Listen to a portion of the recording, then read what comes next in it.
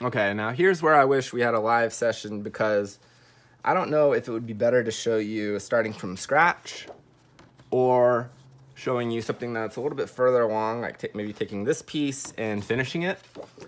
Right now I'm leaning towards taking this and finishing it because I feel like so many of the workshops that I saw at TAEA, they only ever got to kind of like the color wheel and some basic kind of swatches.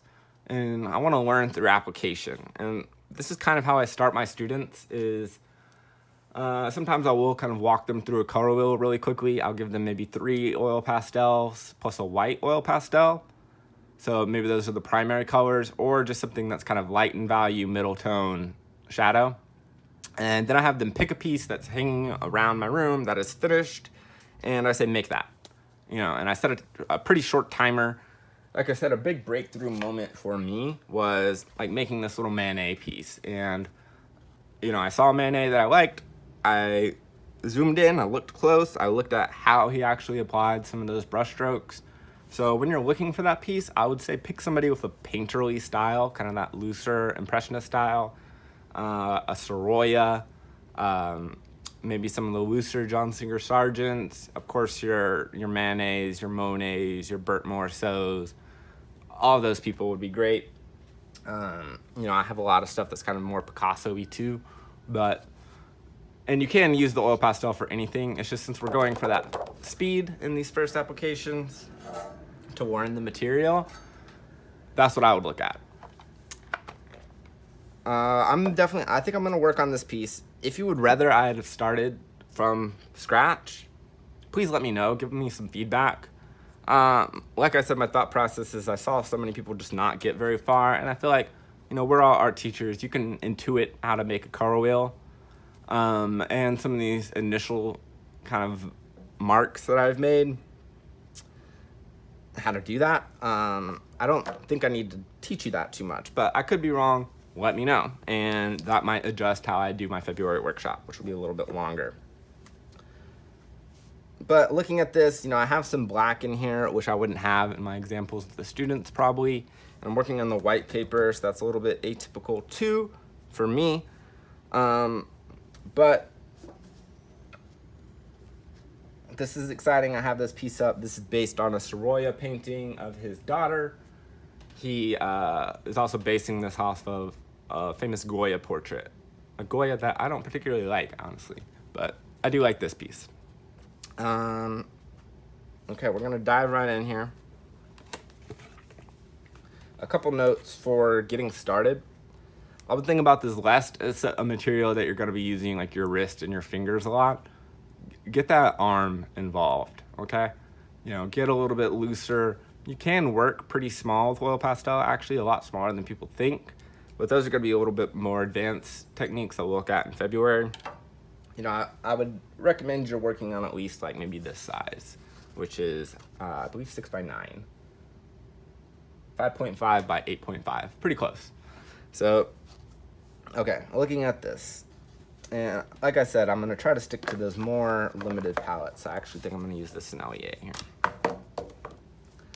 So, looking back at my example, I can already see some problems. My body's a little bit squatter than the original, but this is a learning experience, and this is how we're going to learn.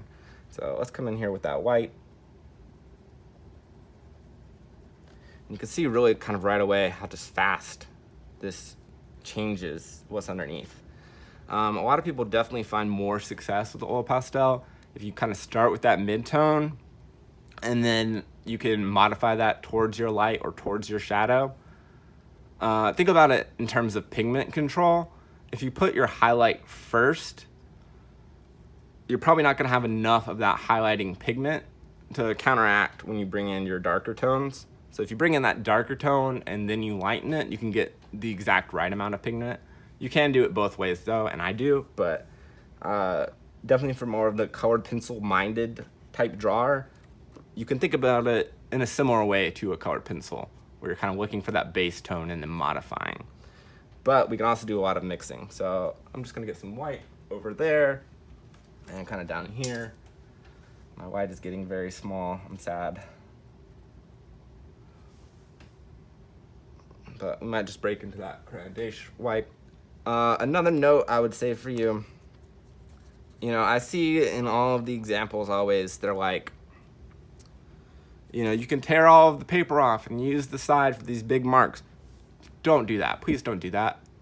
You know, they have these little wrappers on them, and you can keep your hands nice and clean in the oil pastel nice and clean by keeping that wrapper on there.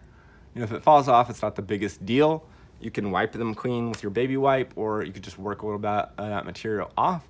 But it's such a fast material. Like, look at all that coverage I just did, just using the point. You know, I feel like a lot of people teach it that way because it's a nice, like, art is so spontaneous moment.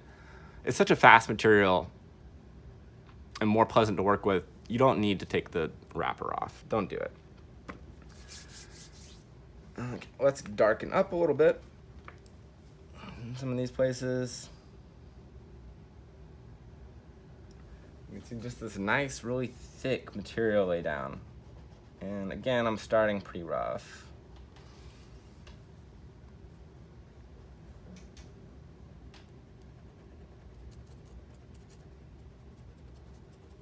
And right now I'm just kind of, I see some blue in the darks of my piece, so I'm just bringing some blue in. I have all these mixtures underneath. You might be thinking, why did you do all that?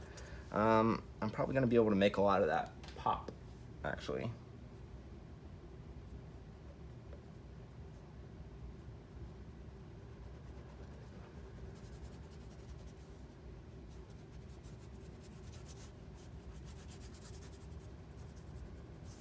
One thing I really like about these Sennelier oil pastels is you can actually just take these off in segments that are already perforated. And although a lot of people think about oil pastels as this really broad material, you can get those really fine details with it. I would just make sure when you're working to either come back to a point or leave yourself a corner.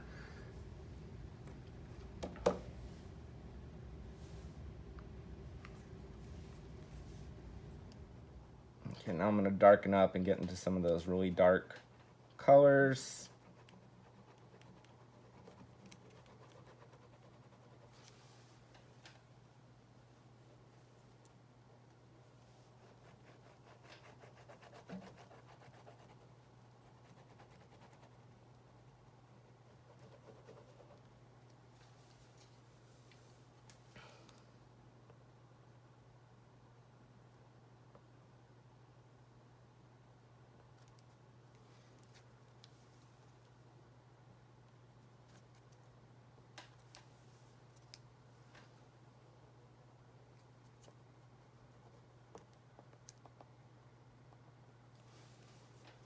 Just kind of getting a little bit darker in a couple places and balancing out my image.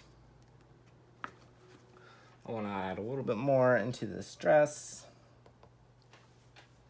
I'm going to stay, like I said, pretty loose.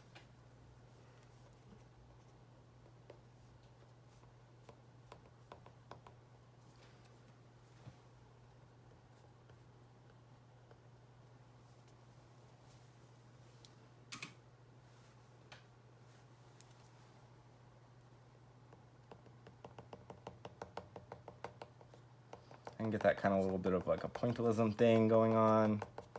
And maybe I will show you guys a little bit of what we can do with some of that baby oil. So I'll just pop that open.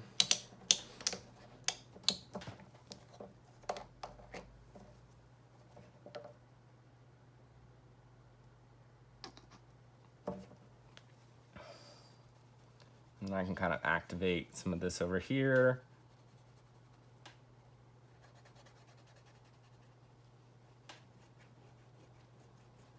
And look, just that little bit of baby oil, I could activate this whole side. And now some of those earlier colors that I brought in are really starting to have an effect, even though that's so nice and dark.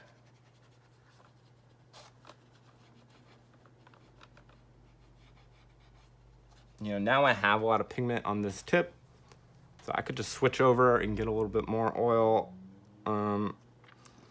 or I could work with it a little bit dry. I just spilled a bunch of oil on here, so let's soak some of that up. We just don't want it to come all the way through our paper.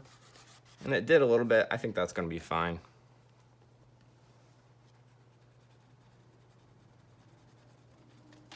So look, this is also letting me get some nice kind of painterly marks. So I can indicate kind of my horizon a little bit, and then maybe bring in some more of a sideways motion down here. I can really give some of those suggestions of movement.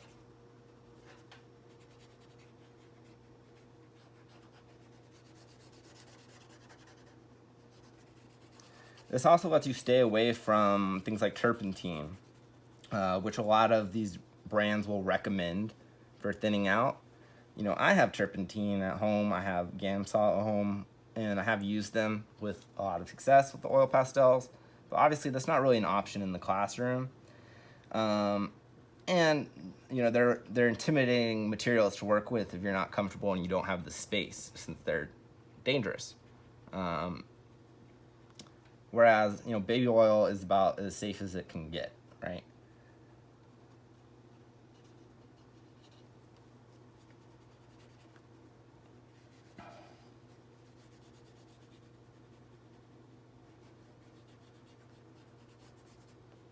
You can see down here in some of these lower spots, it's getting thin enough that I can kind of do almost like a watercolor wash.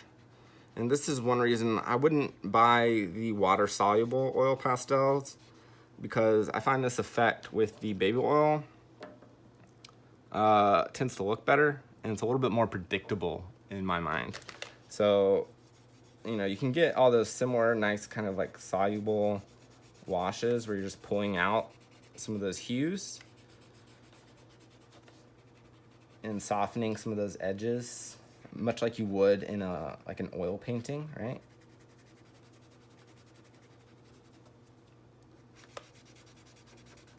Some of this I'm not going to blend right now because I'm going to want to blend some of those with my actual colors. But some I'm going to want to kind of darken up. Just get a little bit more consistent. There we go. Now I want to suggest that horizon line a little bit more, so like I can take my palette knife in and just like run a little line. Or if I felt like, you know, maybe I want to come back a little bit more on this hand, I can just scrape away. And I would do this instead of erasing so much. It can peel back to that first layer.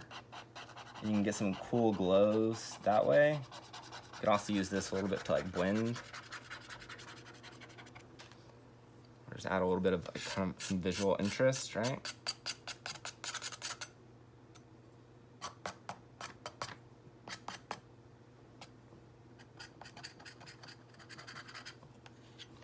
And I could also like kind of scoop a little bit. Like maybe I want to take some of this color out or brighten it up. So I'll peel some of that back, and then I have it right here on my palette knife, and I can take that and like put it over here. So that's another reason that I like the palette knife a lot. I can also kind of press it in, which is a lot of fun. So, drop my palette knife, spill a little bit more oil. That's gonna be okay though, because it's such a fast material and it's so easy to fix your mistakes. Like, you know, this is a material that, you know, I don't really let students erase with. I just have them either start over, or I come and I show them really quickly how to fix it, and they learn that color theory through that. I always make them kind of make some flesh tones, which I think is really good practice. And they kind of learn, you know, if it looks too green, you got to bring in some red. If it looks too orange, you got to bring in some blue. That sort of lesson. And look, you know, I don't have a ton of oil pastel in this area, so now that I'm using the oil, I can kind of spread it and draw with it a little bit.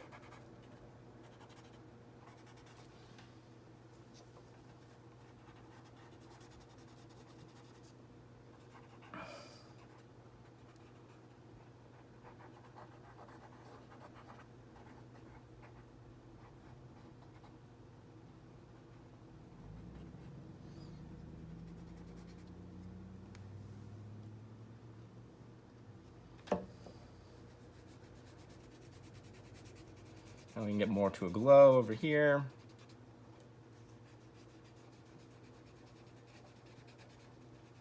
Yeah, we definitely can.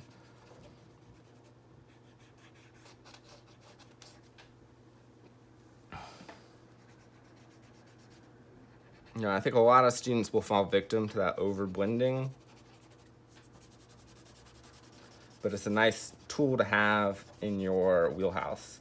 And also, you know, if you do over blend, you can come back on there rough, or you could scrape some away like we did over here, and get a little bit more. Let's do some more mixing with our actual. All right, maybe let's break out this grandation and kind of mess with these eyes a little bit. So I'm gonna peel this back. I'm also gonna kind of tear to peel, right? Because I just want a little bit at a time. And these will get dirty. They'll pick up other colors on them. Like I said, you can just wipe them off with your baby wipe or take it on a little cover sheet. So let's see what happens as we come into this eye.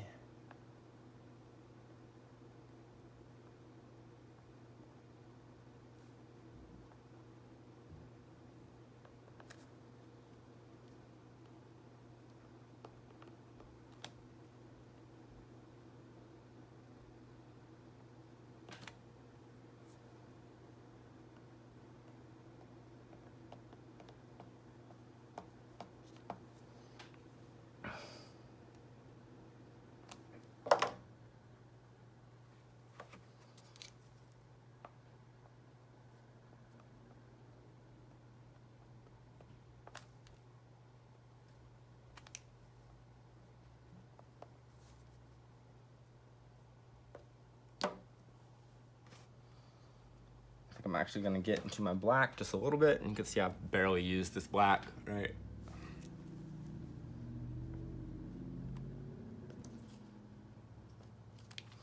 And you know, I don't want to stick which is black because that's gonna seem flat. So this is one reason I like the Snellier more, is this color right here is a nice French ultramarine. It's a little bit transparent and it's a fantastic dark color. Really adds a lot, I find. It's so like rich and unctuous, you know, oily.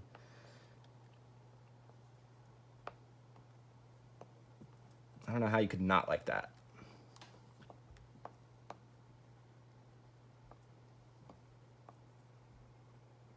I'll bring that in a little bit for her shadows too, just because I like it so much.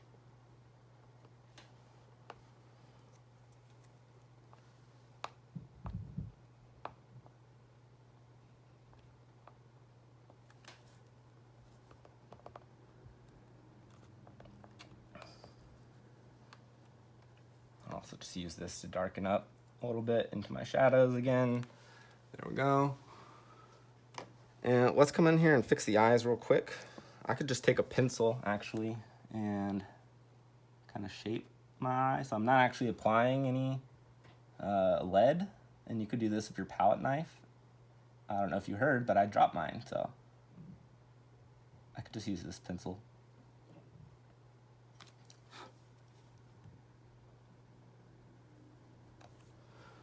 And now, hopefully her eyes kind of look correct. Let me also, I'll come in here a little bit and better define this arm. And like I said, I'm not really making any actual marks. You can also see, like, I rested my hand on the middle of the pastel there. I got a little bit of pastel on my hand. There's not really that much damage to these. You know, they don't smudge that much, and you don't need that fixative, which is another reason I like them in the classroom, because you know, your students, they make this beautiful piece with the soft pastel, and then we have to do fixative for the contest. And it always looks worse. It does, it looks worse. You know, it's darker, it doesn't have that same, like, crystal kind of shine that a fresh soft pastel does. The oil pastel, if you apply some kind of varnish, can look really good. Can get that nice shine, that super saturated, but it doesn't change as much from that finished state to the fixed state as the chalk pastel does. And if you don't fix it at all, it's also pretty much fine, honestly. let's take some of these lighter colors into our darker colors, and I can show you a little bit about what I meant when I said most people are going to find more success kind of bringing darker colors, their lighter colors into their darks than vice versa. And like I said, that's because of your pigment load. So, we got to overpower the darks since they're typically a stronger tinting pigment.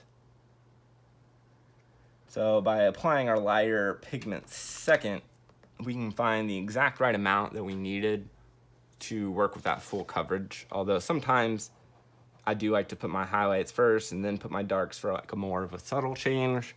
And you could also apply your dark first and then thin it with the oil and then come in with your highlight on top and reduce a little bit of the amount of material that you're using.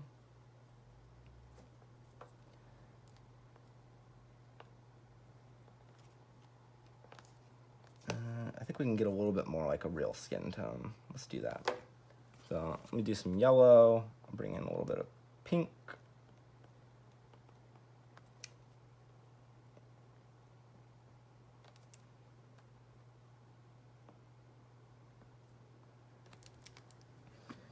And maybe just a little touch of like a light green, more in the shadows.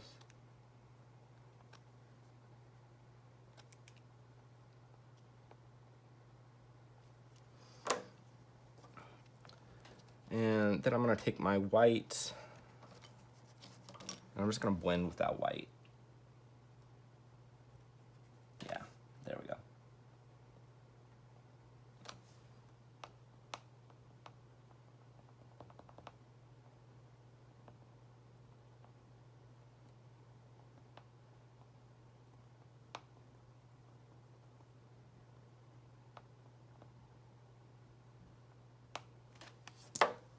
I got a little bit darker than I wanted to, so I can wipe this guy off with my baby wipe and then come back in and do my highlight, which in that case worked fine. I could show you some more tips for that in the February workshop.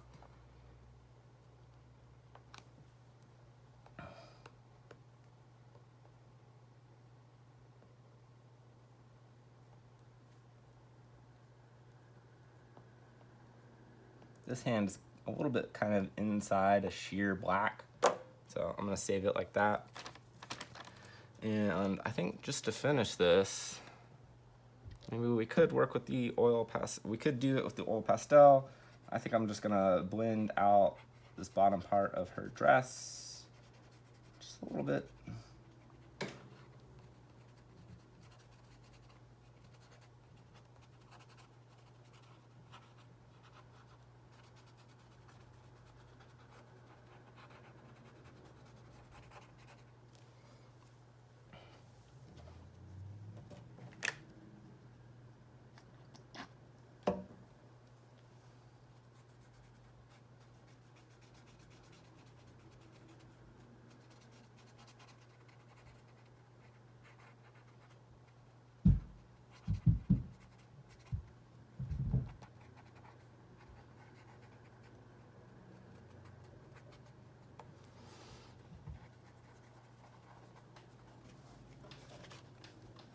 Let's see how this looks. I think this is looking a lot better. It might not be done, but for the amount of time that we spent on this, that's pretty nice, I think.